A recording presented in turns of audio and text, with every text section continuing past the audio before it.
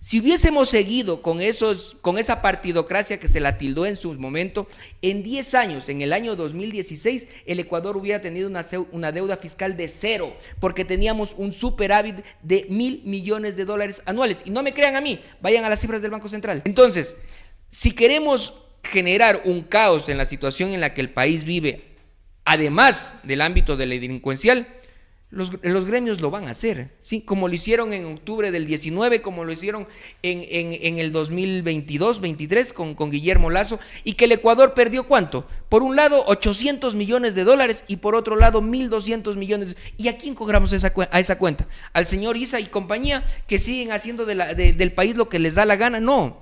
Ya es hora de quitarnos esa máscara de que todos nos tienen que regalar. Es arriesgado el hecho de que en el camino y en un proceso que está a la vuelta de la esquina, el gobierno haya tomado esa decisión valiente por un lado, porque no cualquier gobierno se atreve a esto, y los que se han atrevido, usted vio lo que ha pasado con el país, que lastimosamente los subsidios toda la vida, ¿sí?, en el país han sido mal utilizados, no han llegado a los sectores que realmente deberían haber llegado, ¿sí?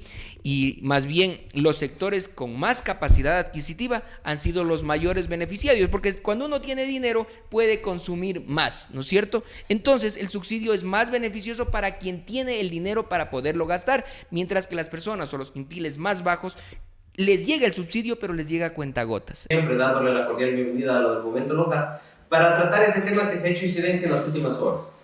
El tema del diésel era un tema sumamente delicado, que desde hace más de 30, 40 años se prefería no topar por las incidencias, por los caos, por las protestas que se podrían levantar. Ha habido una lluvia de emociones, de discursos y de posturas de diferentes agremiados, de grupos sociales, de figuras políticas, algunos mencionando de que era lo mejor equilibrar los costos de los combustibles, y otros decían que es un perjuicio, porque finalmente va a otras líneas el tema del combustible. Pero en la práctica, estamos ante una nueva crisis política. ¿Cómo lo ve usted? ¿Cómo analiza usted este tema de la eliminación del diésel en el Ecuador? Buenas tardes, Juan Carlos. Yo cito respecto a los derivados del petróleo, en este caso lo que es gasolinas, lo que es diésel, de gas licuado de petróleo y demás, ¿ya?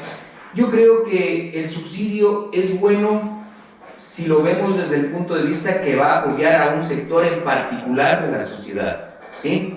Y que obviamente ese subsidio va a ser bien utilizado para ese sector que no está en los quintiles más altos, sino más bien en los quintiles más bajos. Considero una cosa muy importante, ¿sí? Una de las razones por las cuales varios gobiernos, incluido el actual, han querido eliminar el subsidio a los combustibles es por el famoso déficit fiscal que el Ecuador mantiene y seguirá manteniendo, porque no porque se elimina el subsidio al diésel, el déficit fiscal va a desaparecer, se va a reducir. ¿Y qué es esto del déficit fiscal? Es arrastrar una deuda año tras año, ¿sí?, por razones por las cuales, como su nombre lo dice, deficiencia de algo. El gobierno necesita, pongamos simplemente en números redondos, $50.000 millones todos los años para poder funcionar. ¿Y qué es funcionar? Salud, educación, vialidad y todo lo que tiene dentro del aparataje estatal. Pero todos los años, para que ese cantidad de dinero y obviamente el gobierno pueda funcionar de la mejor manera, necesita endeudarse en la actualidad con un promedio de 4.000 a 5.000 millones cada año, que si nosotros nos podemos sumar 5.000 millones anuales, son 5 ahora, 10, 20, 30, en la actualidad el gobierno central tiene una deuda entre interna y externa de cerca de 90.000 millones de dólares. Eso es lo que debemos los ecuatorianos en general, porque esa deuda se divide para cada uno de los cerca de 18 millones de ecuatorianos. Entonces, una forma de ir reduciendo el déficit fiscal era esto. Yo siempre he dicho, los subsidios son buenos cuando son bien enfocados, pero cuando son en forma general, de una forma politiquera y no técnica, los resultados están ahí. La deuda año tras año ha ido creciendo. Y ahora bien, recordará el año anterior, en junio del 2024, cuando pasó exactamente lo mismo, pero en este caso con las gasolinas, Eco y Extra, ¿sí? ¿Qué se decía? Que se va a disparar todo, que la economía prácticamente va a quebrar. En julio del 2024 sí, hubo una elevación de 1.54 en la inflación, pero en agosto del mismo año otra vez descendió. ¿Por qué? Porque no es como se dice. Los combustibles son una parte del aparato productivo y no es su totalidad. Por eso, vecinos como Colombia y Perú, que todo el tiempo han tenido los combustibles liberados desde el punto de vista de la economía, hasta tienen productos mucho más baratos que los nuestros. Entonces, no es que ese es el factor preponderante para que la economía se dispare cuando existan esta eliminación de los subsidios. Y si el gobierno ha tomado la decisión, ¿sí? Y yo creo que es una decisión salomónica, en el sentido de dar aportaciones a los gremios de los transportistas con dineros que van desde los 400 hasta los $1,000, de acuerdo a lo que se conoce por la propuesta del gobierno, y que supuestamente, recuerdo, yo lo escuché el día de hoy al ministro de Transporte, al señor Luque, y dijo que ya se están empezando a pagar esos incentivos para que no exista ni alza en los pasajes ni alza en el proceso de transportación en general. Entonces, si queremos generar un caos en la situación en la que el país vive, además del ámbito de la delincuencial, los gremios lo van a hacer, ¿sí? Como lo hicieron en octubre del 19, como lo hicieron en el 2022-23 con Guillermo Lasso, y que el Ecuador perdió ¿cuánto? Por un lado, $800 millones y por otro lado, 1.200 millones. ¿Y a quién cobramos a esa cuenta? ¿Al señor Isa y compañía que siguen haciendo del país lo que les da la gana? No. Ya es hora de quitarnos esa máscara de que todos nos tienen que regalar. Las personas que realmente necesitan, tiene que llegarles el subsidio. Debe llegarles el subsidio. Pero personas en general que podemos pagar, ¿sí? No es justo, ¿sí? Que ese dinero que estamos ganando, personas que no merecen el subsidio, no pueda ser utilizado en salud, no pueda ser utilizado en educación, no pueda ser utilizado en vialidad. Y si usted suma, John, ¿cuánto el país ha gastado en subsidios desde el 74 hasta la fecha? Son cerca de $100,000 millones que se han encendido, se han consumido y que no han generado $1 en rentabilidad para el país y para la ciudadanía. Entonces, este clamor general, o bueno, de gran parte de las personas que en realidad somos conscientes de dónde tiene que ir bien invertidos los dineros, yo no lo he dicho ahora.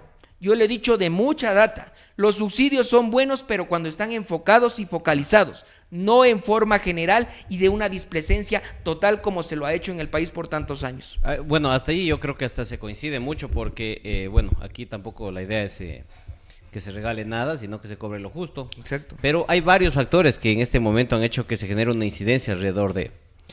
se cobraron 3 puntos del IVA para seguridad y no hay nada de eso.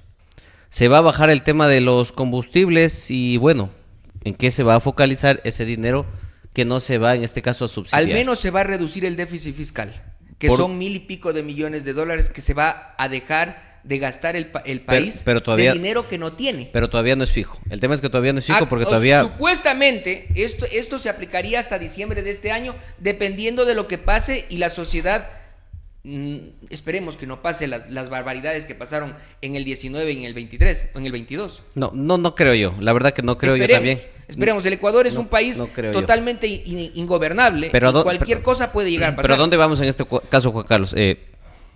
Está muy bien que se hagan que se tomen acciones responsables porque nadie es una caja chica, nadie creo que tiene los bolsillos descosidos para que le aguante el fondo, el gasto innecesario de los recursos. Hasta ahí creo que estamos bien. Pero el tema es que pasan más cosas. No hay asignación a los municipios y no es que este gobierno, o sea, en anteriores pasaba no algo tan similar como ahora, el tema de los subsidios, el tema de la seguridad. O sea, hay muchas cosas que detonan de cómo es que toma las medidas quizás más riesgosas. El día de mañana, ¿qué va a pasar? También se le va a quitar el subsidio al gas. Entonces, ahí viene la preocupación. Que por un lado se toman medidas que quizás se las tiene que tomar, pero por otro lado también se ha tomado medidas, hablándole en este caso de los 3 puntos del IVA, que hasta la presente fecha no generan ni el más mínimo resultado. Es más, vea, yo no vengo a defender el gobierno de Noboa, claro, yo porque lo sé. Primero no soy ¿cómo se llama?, afiliado, ni apoyé ninguna de sus 2 campañas. Claro, yo eso está claro. Sí le di mi voto, ¿sí? Porque jamás iba a dar un voto al correísmo. Di el voto pensando en una opción diferente para el país. Pero si se toman medidas de orden técnica y más no política, creo que son cosas que se debe resaltar. Que obviamente a nadie nos va a gustar que nos cobren un poco más. Pero creo que usted, yo, Israel y mucha gente que estamos aquí, podemos pagar, ¿sí? Sin necesidad de subsidio alguno, ¿sí? Y ese dinero que nosotros estamos recibiendo de una forma no correcta, podría estar dirigido a obras sociales, ¿sí? Entonces, a eso me voy yo. Cuando se toman decisiones coherentes, que tal vez no nos gusten ni nos gustará jamás, porque a nadie, lo que más le duele al ser humano es que le topan el órgano, pero el bolsillo me refiero. El órgano del bolsillo. Entonces, mire, a eso voy. Creo que las decisiones bien tomadas desde el punto de vista técnico son valiosas. De ahí que obviamente que el gobierno tiene muchos bemoles que todavía no ha resuelto y en algunos casos se han ahondado, pues eso ya pues responderá la gente de gobierno. Pero hay cosas que yo sí creo, y lo he dicho no ahora, vuelvo y repito, este discurso que lo repito en este momento, lo he dicho en algunos años, en algunos medios de comunicación, y me mantengo. Los subsidios son buenos cuando son focalizados y van a las personas y a la gente que realmente los necesita. Y si va a haber las compensaciones a paralelo, ¿sí? Respecto de esto, no va a haber ni la excusa para poder subir, como lastimosamente la viveza criolla en el país y la especulación en algunos casos han marcado la batuta del país. Pero vuelvo y repito, pongo el mismo ejemplo. Combustibles, gasolinas, en este caso, Extra y Eco, que se subieron en junio del 24. El primer mes, que fue julio, hubo una elevación de 1.5, pero en agosto del mismo año bajó y los precios se han mantenido.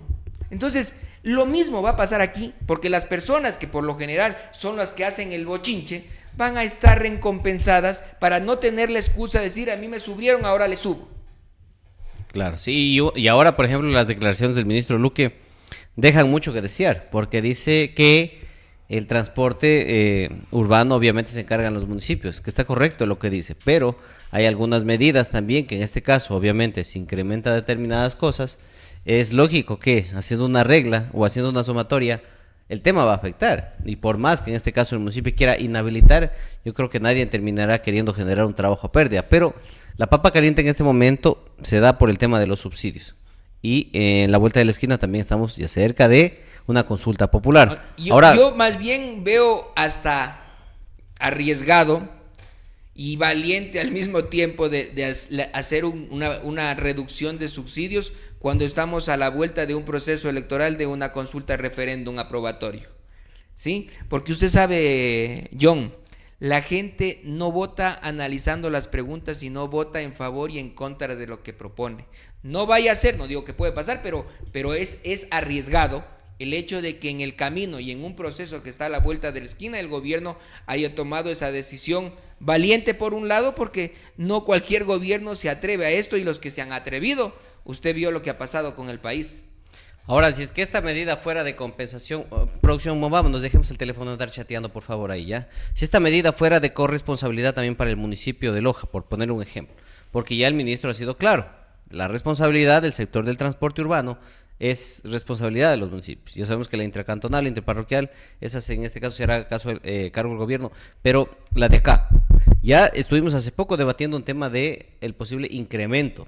Así sin es. Que se dé esta medida, en donde el diésel aumenta casi... Pero tampoco les va a afectar. Ya, ahí voy, pero primero vamos viendo con lo que hay. Claro.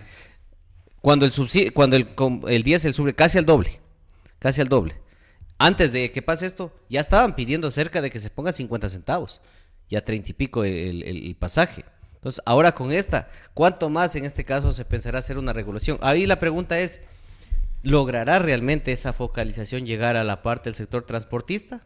¿O no? Porque hasta la presente fecha no ha habido como tal una focalización como para que los pasajes no suban de una manera excesiva. Mire, de lo que estuve escuchando en la televisión del ministro el día de hoy, Hay una página donde ya se han inscrito aproximadamente 24,000, ¿sí?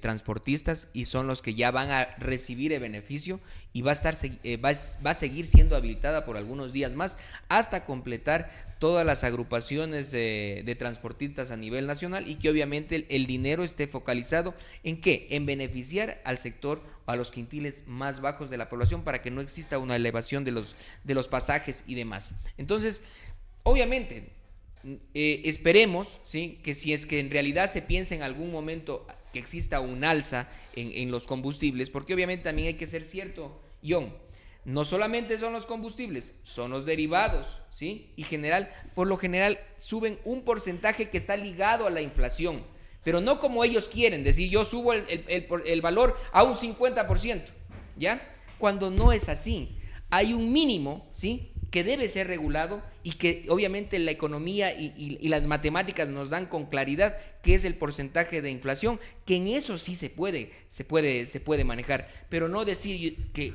la inflación está en 1% y suba al 50%, no, pues no tiene ni patas ni cabeza. Dejemos que las cosas se den, esperemos que los acuerdos, que las conversaciones lleven a buen puerto, y obviamente el Ecuador no vuelva a vivir lo que ya vivimos en su momento, que fue tragedia, fue una destrucción de la capital, fue todo lo que se vio en su momento, y pérdidas brutales a la economía del país, que hasta la fecha nadie ha pagado esa factura. Quiero ir a la parte final, Juan Carlos, porque han habido pronunciamientos de varios prefectos. Ya sabemos que en el de Loja no dice nada, porque él tiene una aspiración de querer ir con el movimiento del oficialismo. Pero hay otros que en este caso, a pesar de tener una línea incluso está cercana al gobierno, también se encuentran en desacuerdo en este tema, en el tema de la eliminación del subsidio al diésel. No sé políticamente qué tan prudente o imprudente es que determinadas autoridades, hablemos de las prefecturas, porque a diferencia de los municipios, ellos no tributan nada, y lo poco que hacen es gracias a las transferencias que les da el mismo gobierno nacional. Es decir, el gobierno provincial, si no me equivoco, recauda al año 1 millón y pico. Ya, el gobierno provincial. Para ir terminando la idea. Es decir, terminan siendo sucursales del gobierno, porque lo único que hacen es coger dinero ajeno y reutilizarlo, no es que generan algo más. Pero varios prefectos en este caso se han pronunciado, entre ellos la de Cotopaxi, si más no me equivoco, creo que es el de Quito, la de Quito también, y el de Cuenca, y el de Alazuay, perdón. Pero aquí en el de Loja, mutis total en este efecto que se acaba de dar. Bueno, esa decisión, sí, respecto, o sea, cada quien tiene su postura, obviamente, cada quien tiene su postura. Yo personalmente, vuelvo y repito, creo que es una decisión técnica más no política, ¿sí? Y las compensaciones que se van a dar son compensaciones que van a ayudar a generar, y no simplemente que sea política de gasto como hemos vivido hasta la actualidad. Sí, creo que la señora Lourdes Tibán fue una de las que se pronunció respecto de esto, pero obviamente pues todos tienen su criterio, todos los criterios son respetables, pero si nos vamos a los números y a la realidad, nos damos cuenta que lastimosamente los subsidios toda la vida, ¿sí?, en el país han sido mal utilizados, no han llegado a los sectores que realmente deberían haber llegado, ¿sí? Y más bien los sectores con más capacidad adquisitiva han sido los mayores beneficiarios, porque cuando uno tiene dinero puede consumir más, ¿no es cierto? Entonces el subsidio es más beneficioso para quien tiene el dinero para poderlo gastar, mientras que las personas o los quintiles más bajos les llega el subsidio, pero les llega a cuentagotas. Entonces, a eso voy. Un subsidio bien utilizado, bien focalizado, es un beneficio para el país, pero un subsidio de forma generalizado, como se lo ha manejado hasta la fecha, creo que es totalmente perjudicial, y lo que hace es seguir inflando ese déficit fiscal que está cerca de los 90,000 millones de dólares, que es una cosa inimaginable, ¿sí?